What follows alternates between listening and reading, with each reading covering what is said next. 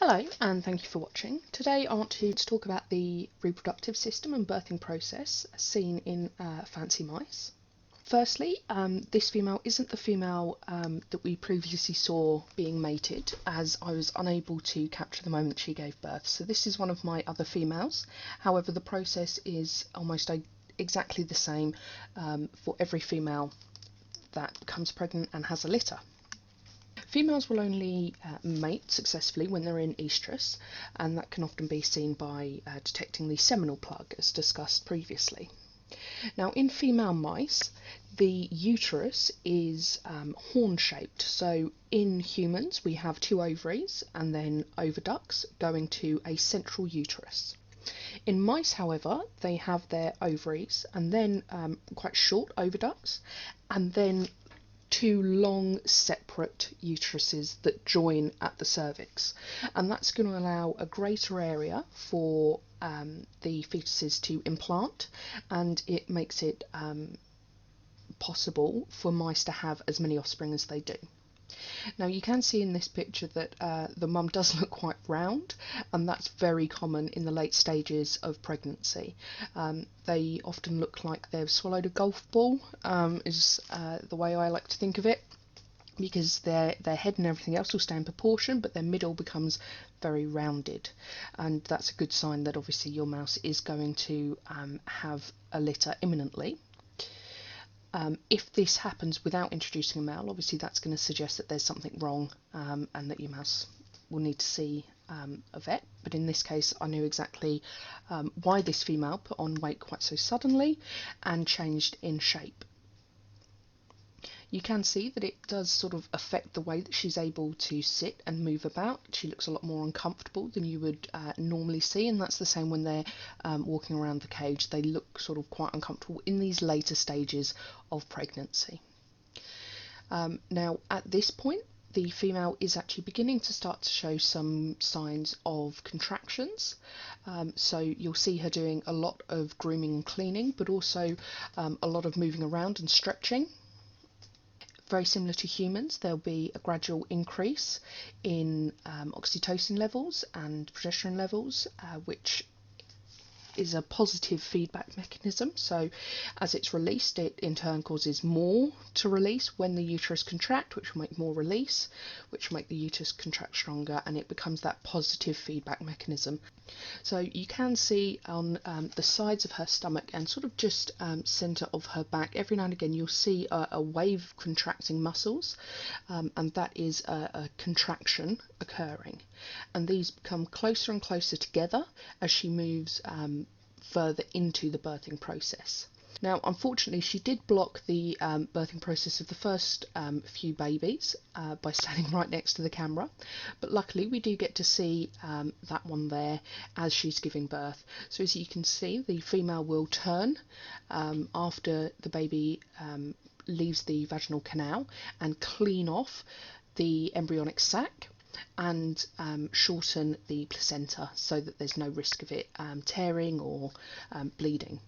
Once the baby is cleaned, the mice will naturally form a pile or a huddle where they'll all sit close together for warmth, mainly as babies, and that allows mum to then come over the top of them and feed as needed. Now obviously at the moment she's concentrating a little bit more on actually giving birth to the rest of them, so you can see she had another one there, and she does actually use her hands to readjust and move the babies into a better position as they come out so that she can clean more effectively.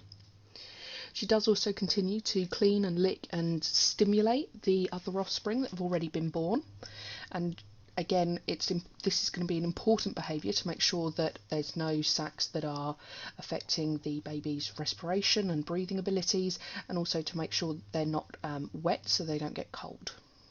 It's also going to be important for bonding. It helps mum bond to her litter and encourages that maternal instincts, as the smell of the babies and the process of cleaning them encourages greater production of oxytocin and greater bonding.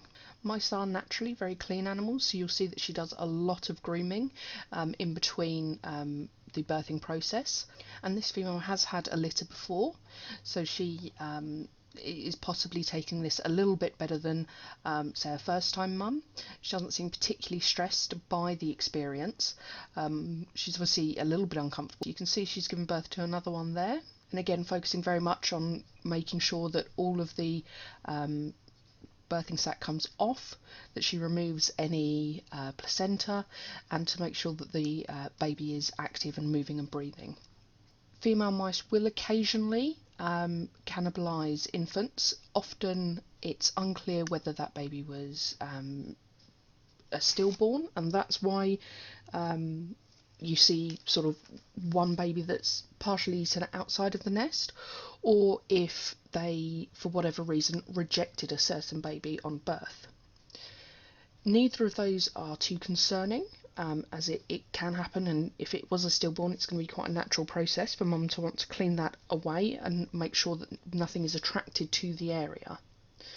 However, if there's more than one and it seems like there's very few babies left in the litter, then it's likely that for whatever reason mum is in the process of rejecting them, and they may need to be fostered to another female. This is relatively rare. I've not had it happen to myself personally, but it is something that can happen. So it's worth being aware of when your females are likely to give birth and keeping an eye on their behaviour. So you can see mum here just cleaning up after the afterbirth. Again, this is going to be important to make sure that there's no smell or anything that could attract predators to the area. You can see the babies are quite intent on being near mum, and they are beginning to attempt to suckle. So normally they will lay on their backs underneath the parents to attach to the nipple and then suckle.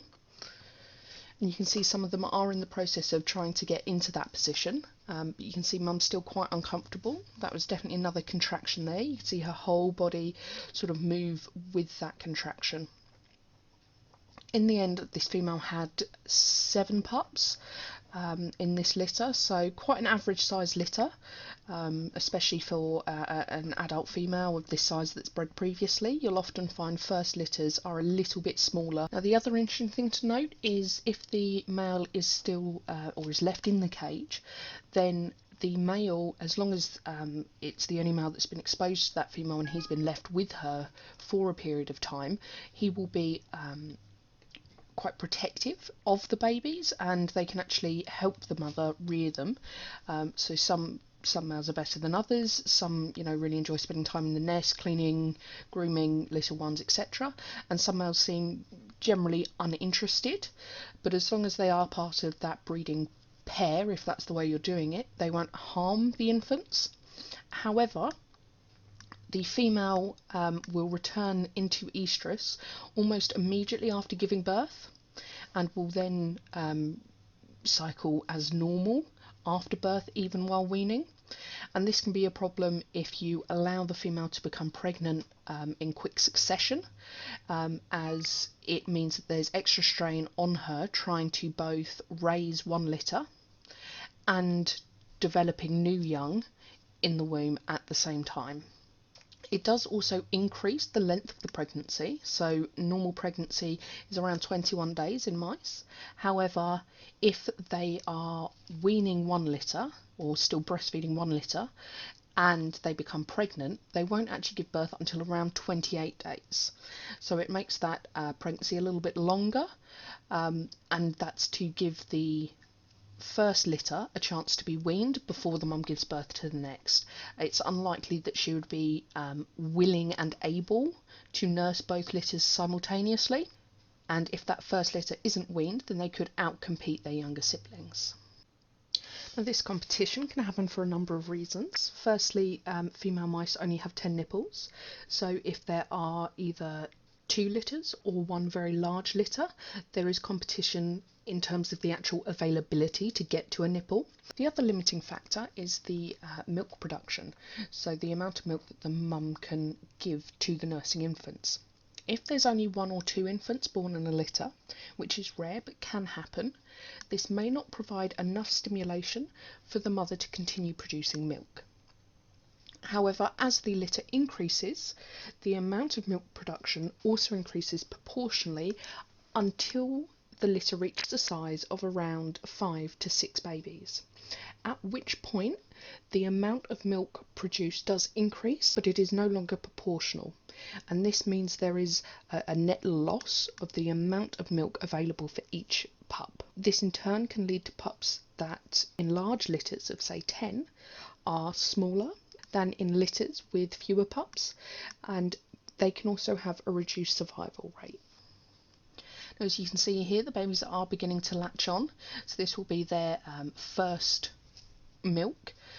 Very similar to humans, it will have a lot of antibodies that are contained within that milk, often known as colostrum, and that's going to help them to fight off any bacteria and viruses that are in the area that they're born into. They are still quite delicate, so at this age they are completely furless, so they're bald. They've got almost no pigmentation, so once they have had milk, you can see their stomach and it looks white, and it's often called a milk belly.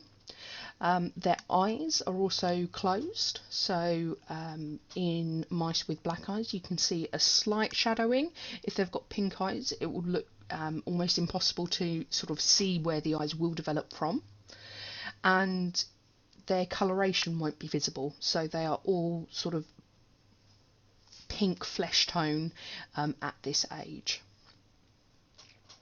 It's also impossible to identify their gender at this point. Their genital openings are just underdeveloped to the point of being unable to differentiate.